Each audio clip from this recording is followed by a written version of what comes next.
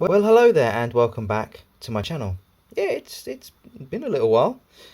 Been the summer, been out flying, quads and planes as well, but we'll get to that in a second. So yeah, doing some shorts. Hope you're enjoying them. They certainly get a lot of views very quickly and then they just drop away. But some interesting information. Hope you like the Menace stuff that's been on there, the little LEDs. They're really, really bright. Almost too bright in some respects, but they really will light up your quad if you want to do some flying when it's a bit darker. We did one on this guy as well, a little TransTEC little voltmeter. Really nice. Just a cool little gadget. Goes in your pocket. Reads up to 6S lipos really quickly and gives you all the information in one screen. You have to cycle through all of the individual cells to see exactly how your lipo is doing. So a cool little gadget.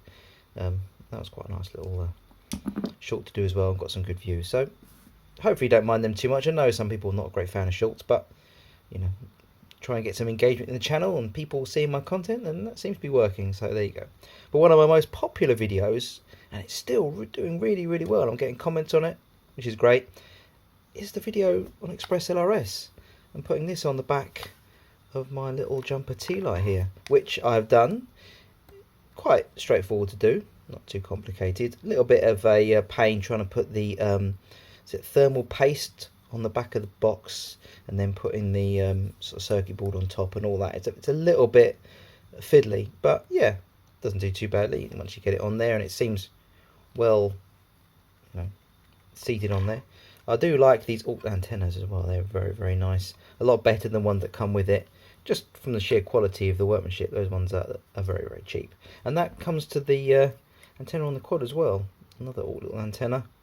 I know it's probably a bit of a branch hook on the back there like that, but so much better quality than the really soft sort of T-style antenna that comes with the little EP1 receiver that's in there in this little quad, and it flies very nicely.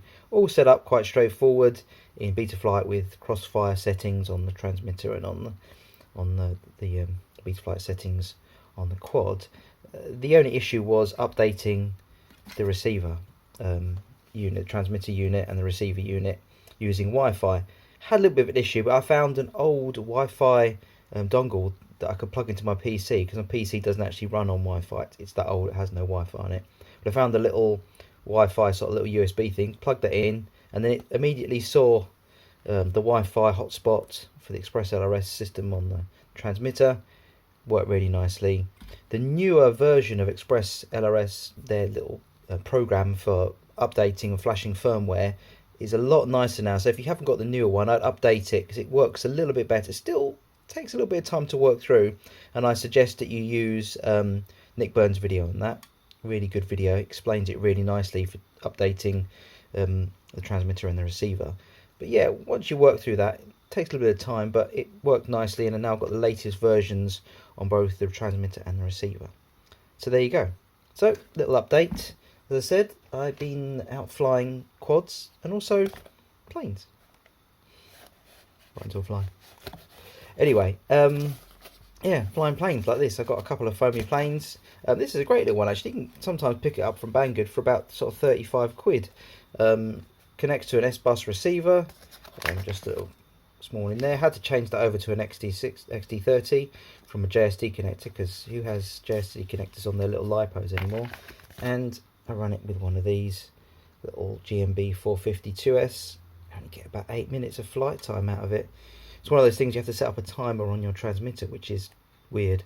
Normally it's like, oh, it's an OSD and there's the voltage, individual cells. Oh look, I'm getting to 3.6, 3.5 volts, maybe I should land. Whereas this, you have to set a timer, land it, and then put your voltage checker on there and think, oh, it's only at 3.9 volts, I can fly for another minute, and continue to do that until you work out. Strange. Anyway, planes. That's planes for you. So yeah, been flying some planes, and that's been quite interesting. So that's been over the summer. The weather's starting to turn now, so we're getting back to some review stuff and other bits and pieces, whatever I can be bothered to think of doing, because this is a hobby and not my job. I have a job, but I've got this for the next video, which will be coming shortly after this one. So there you go. Hopefully you'll stick around for that. Thank you for sticking around for this video, and perhaps I'll catch you in a video in the future. Take care. Bye-bye.